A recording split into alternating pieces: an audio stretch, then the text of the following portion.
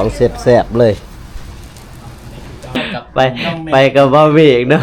บ่เจ็บเด้ไปทางใดปีใหม่สงกรานต์คันสิว่าลิ้นบอกก็ลิ้นแต่ว่าขี่รถไปมาเสียแต่น้ำมันรถไปเที่ยวทางไหนเนี่ยเบิดอยู่ประมาณ300เหรียญ300 บาทสบายดีเด้อไปทางไหนปีใหม่สงกรานต์เนี่ยมีแต่อยู่น้องเป็ดนั่นแหละเฮ็ดเวียกบ่เบิดทิศเลยบ่ได้ไปไสเลยตั้งแต่วันที่14เลยวะแม่นฮอดวันที่ใดบ่นี่ก็ฮอดวันที่15 16แล้วครับคือว่าตั้งแต่มาแต่ก็ลืมมันงานแล้วก็อยู่หันเลยแม่นอาหารพี่น้องนี่ครัวอบนั่นอบนาง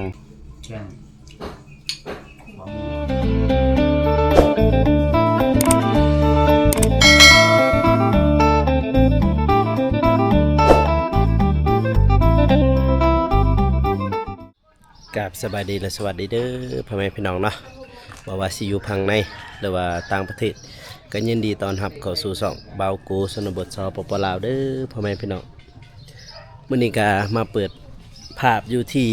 บ้านบ่าวอนุ่งเนาะพ่อแม่พี่น้องเนาะหลังจากที่ว่าสงกรานต์เรียบร้อยเนาะเฮาก็ไปเที่ยวกับบ่าวเมฆ2คนแล้วก็หมู่ไปเซกองเนาะพาบ่าวเมฆเพิ่นไป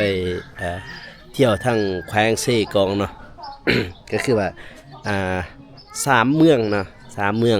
2แขวงไปปากซองแน่เมืองปากซองแล้วก็เมืองท่าแตงแล้วก็เมืองละมามเนาะไปอยู่ทางเซกองพุ่นแหละบอกว่าโอ้อากาศบอกเลยว่าหนาวพ่อแม่พี่น้องเอ้ยหนาวแห้งทั้งนั้นเพราะว่าเขาเจ้าหดตามทางเนาะหดตามทางไปเลยก็คือเฮาขี่ตั้งแต่ท่าแตงนี่ไปหาเซกอง48กิโลหรือว่า48ลักเนาะเขาเจ้าก็หดเป็นซ้ายเนาะพ่อแม่พี่น้องเนาะทางนั้นหลังจากนั้นก็มานอนท่าแตงคืนเลยมานอนท่าแตงคืนไปลินเซกองข้าวนึงแล้วก็มา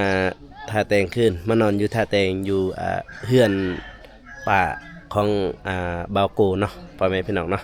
ไปเที่ยวเพิ่นอุ้ยถึง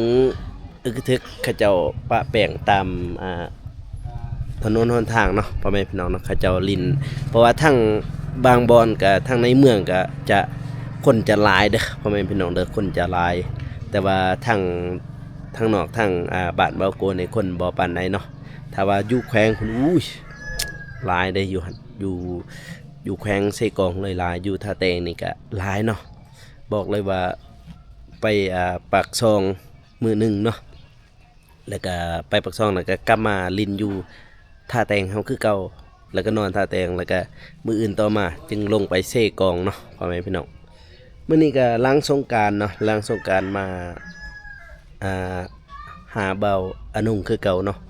มาเยี่ยมยามเพิ่นเพราะว่าหลังจากที่สงกรานต์หลายคู่หลายคนก็สิไปเที่ยวไสเฮาก็บ่ทันได้ฮู้เนาะว่ามีเบาจิบเบาตูนแล้วก็เบาอนุ่งเขาเจ้าไปลินไสในวันสงกรานต์เนาะพ่อแม่พี่น้องเนาะเพราะว่าเบากูก็ไปพุ่นแหละกับเบาเมฆนะมื้อนี้ก็สิไปถามเขาเจ้าเนาะว่าเขาเจ้าไปลินไสในวันสงกรานต์พาครอบครัวไปลินไสแล้วก็เบาจิบเด้ไปลินไสแล้วก็เบาอาตูนเนี่ยไปลินไสเนาะทีมงานเดียวกันแต่ว่ามื้อนี้ก็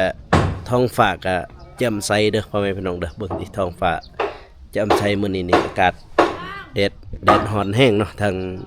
บ้านเบาอนุ่งเนาะพ่อแม่พี่น้องเนาะหลังจากสงกรานต์ก็เขี่ยมลุยงานคือเก่าเนาะลุยงานไปบ้านน้องซาลีแล้วก็น้องเดิมเนาะนี่เบิ่งติตัวนี่หมากม่วงจนสิหมดเลยหมากม่วงเบาอนุ่งปื๊ดตัวแล้วก็มีกาแฟอันนี้เพิ่นเด้อเป็นกาเบียร์กาแฟน่าจะเป็นกาแฟกลางเนาะกาแฟโรบัสต้านี่แหละเดี๋ยวเขาไปทักทายเพิ่นเนาะเพราะว่าเพิ่นอยู่ในมีบ่าวตูนบ่าวเจ็บบ่าวนุ่งเนาะนี่รถบ่าวเจ็บเนาะพ่อแม่พี่น้องเนาะ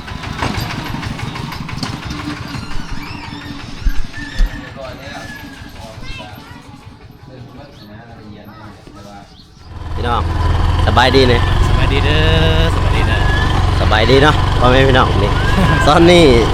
เฮากำลังไปไส ไปซื้อของกินนี่แหละ ซื้อของกินเนาะไปซื้อของกินไปกินข้าวอยู่เฮือนบ่าวอนงเนาะพ่อแม่พี่น้องเนาะ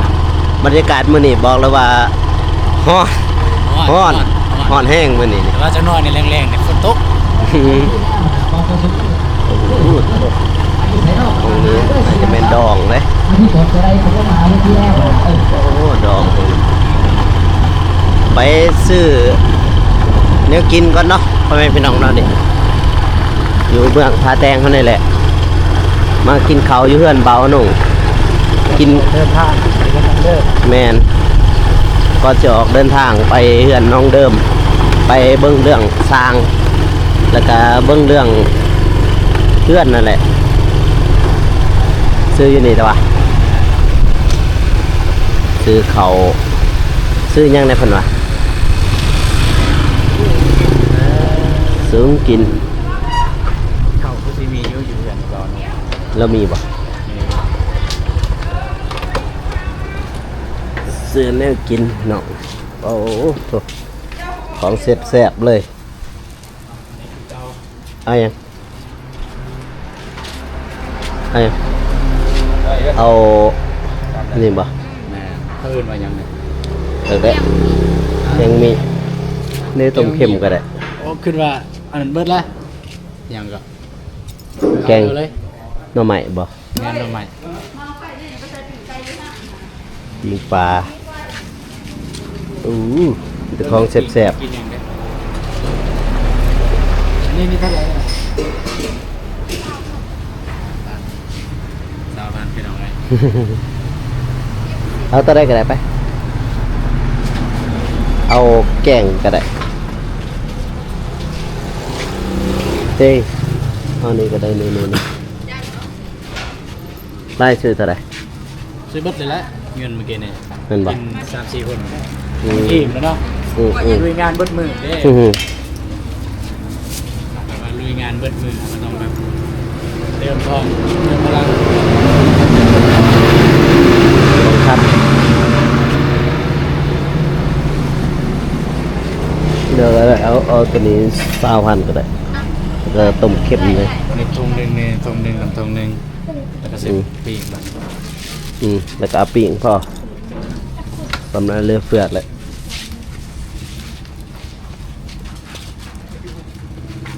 โอ้ยหอดดิหอดซื้อเรียบร้อยพี่น้อง เรียบร้อยแล้ว มีปลาแล้วก็ต้มแกงแล้วก็สิ้นหลอดเนี่ยเนาะมาซื้อมากินข้าวเที่ยงอยู่เพื่อนเบาอนงพี่น้องเอ้ยเพราะว่าอยู่นี่ก็ง่ายๆคือ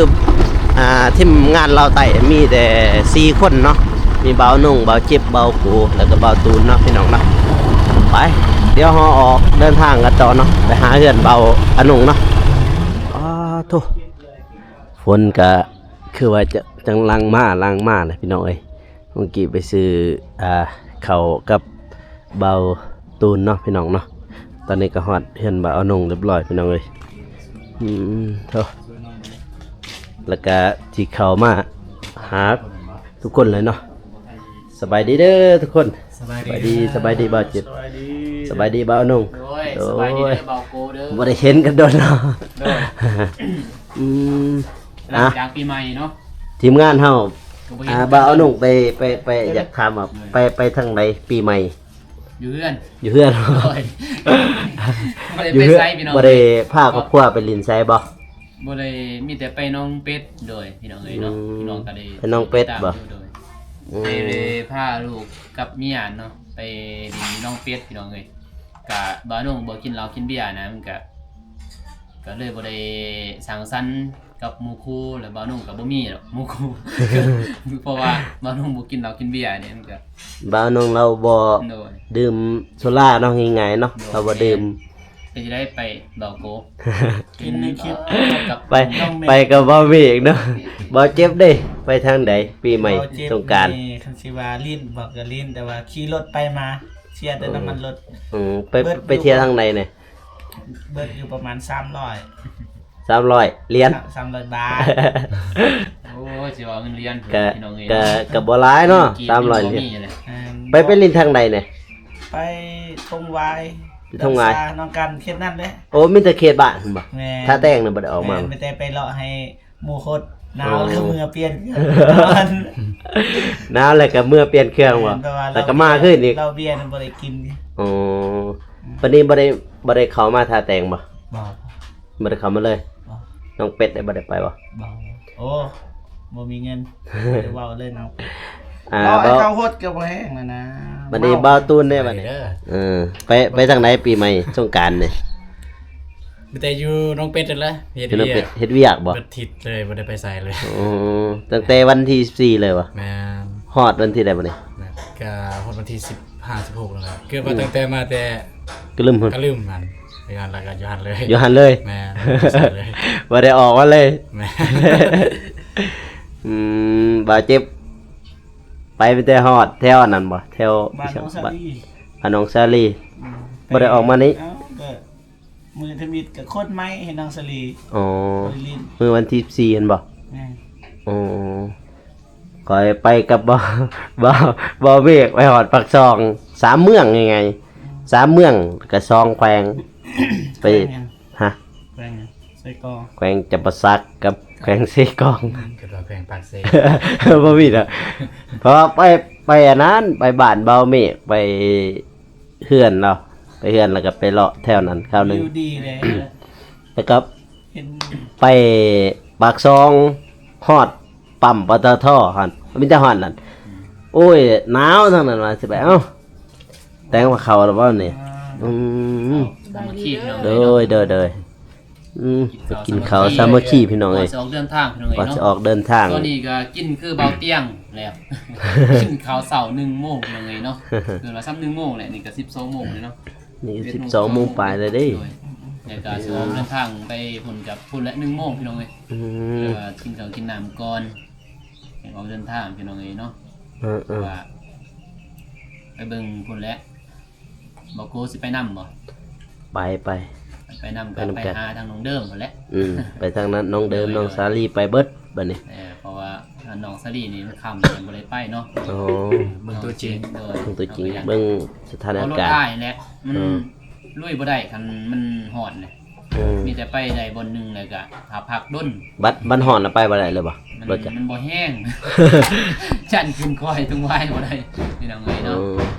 พอไปน้องสลีเนาะต้องคันได้ไปเฮาไปแต่เช้าเนี่ยไปก็คือเว้าพี่น้องเอ้ยเนาะก็ช่วงนี้ทั้งน้องสลีกับแป๊บเดียวก็เพิ่นว่าเฮาก็บ่ทันมีงบหั่นนะทางน้องสลีอะ โดย ก็เลยว่าจะไปก็มีแต่เฮาสิไปทางไปทางตัวที่สร้างเพิ่นปั๊มไว้แหละ โอ้ ทาง ไป เก็บไม้ แป้งอยู่หั่นบ่ โดยอันใดตัวมันค่าอยู่ในดินหนองสลีเฮาก็เก็บไว้นะแต่ว่าเฮาสิไปคำนี่ก็ยากพี่น้องเอ้ยเนาะมันก็สิเมื่ออีกคำนี่ก็ยันเกิดอุบัติเหตุ มัน รถ มันเปรี้ยว แม่นบ่ว่าจะเปรี้ยวพี่น้องมัน เป ร รี้ ถ ยว ย่านนั่นแหละ ย้าน สัญจรเออ เออ เองทางโค้งกันโค้งงอปิดแล้ว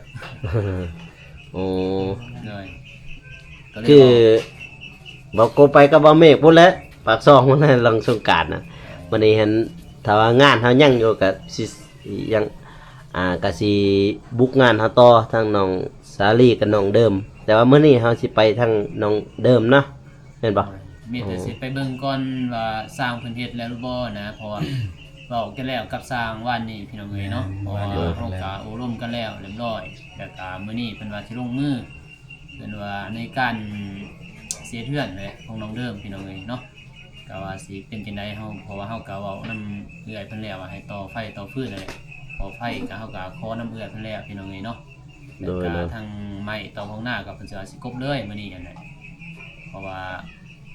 เว้ากันเรียบร้อยบ้านนี้ตกลงคงราคาพี่น้องเอ้ยเนาะ แต่ว่างบนี่งบของน้องเดิมมีแต่งบจ้าง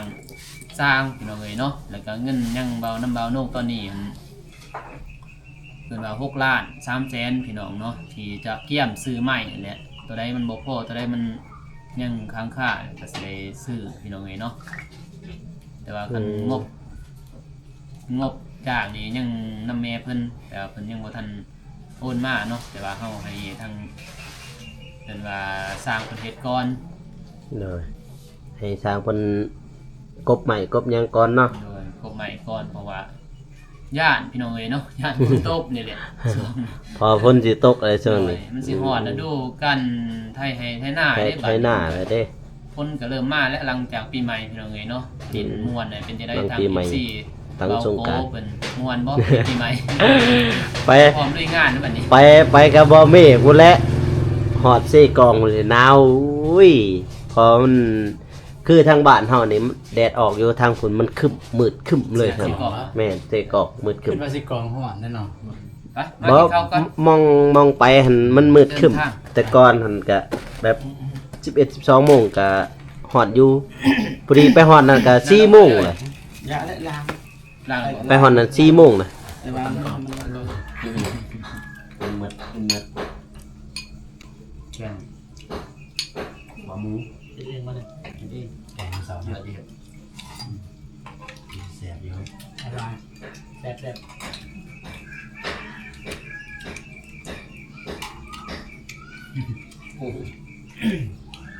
เบิ่งฝนก็ตก ตกคู่มือพี่น้องเอ้ยทางนี้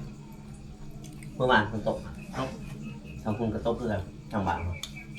กำลังแขกดินแขกให้ได้ฝนตกเมื่อวัน เพื่อนเขาเฮ็ดอยู่ไสเด้อ มันเก่าอันนี้ หมู่เก่าหมู่เราอยู่เพิ่นบ่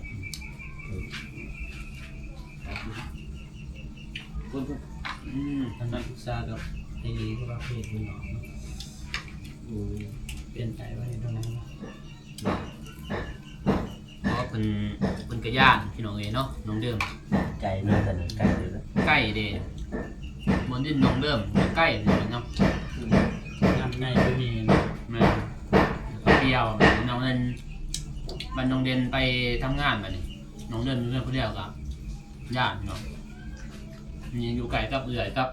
เป็นว่าคนในบ้านที่แน่เขาได้ยินคนขึ้นอ่ะห้องเขาได้ยินนะนี่อยู่ส่วนบนเปียว เพิ่นผู้หญิงคนเดียวนะ แม่ก็เลยว่าทำน้องเดิมมาอยู่ในใจอยู่พุ่นแต่ว่าอยู่ย่านแบบนี้เลยว่าน้องเดิมมาอยู่นี่ก่อนก่อนย่านเหมือนที่โรงเรียนเราเมียเด้สมมติอนาคตน้องเดิมคือเก่านะเอาคูอนาคตอย่างไรเนาะแต่ว่าเอาไปอยู่ทางไหนเพราะว่าความปลอดภัยของน้ อา อง หารมีน้องนี่ ครัวอบ อบ หนัง นั่นอบนางแล้วก็แกงมี แกงหมักนี่ แล้วก็ปิ้งปลาอันนี้ก็ หมู อาหารบ่เอาน้องเฮ็ดมื้อเช้าบ่ แกงแกงหมูใส่มะแป้งหน่อย โอ้มาเด้อพี่น้องเด้อ มาเด้อ มากินข้าวสามัคคี มาเด้อ มากินข้าวนำกันพี่น้องเอ้ยเนาะป้าโตเปิดผ่ามาเนาะพี่น้องเนาะหลังจากที่ว่ากินข้าวเรียบร้อยก็เกี่ยมออกเดินทางเนาะพ่อแม่พี่น้องนี่เบิ่งติท้องฟ้าก็เริ่มแล้วดูเห็นบ่เริ่มมืดครึ้มแล้วฝนสิตกเด้อทางนี้พี่น้องเอ้ยเพราะว่าหลังสงกรานต์เนาะฝนก็ตกตลอดเด้อทางนี้เด้อพี่น้องเด้อหลังปีใหม่ก็ไก่สิฮอดย่ามไถนาแล้วเนาะพี่น้องเนาะไถนาปานกะเลยโธ่คลิปนี้ก็บ่าวโกสิจบไว้เพียงเท่านี้เนาะพี่น้องเนาะก็อย่าลืมฝากกดไลค์กดติดตามนะเพื่อเป็นกำลังใจให้บ่าวโกในเด้อพ่อแม่พี่น้องเด้อสำหรับคลิปนี้ขอเกล่าวเข้ามาสบายดีพี่น้องแล้วเจอกัน EP หน้าเนาะพ่อแม่พี่น้องเนาะ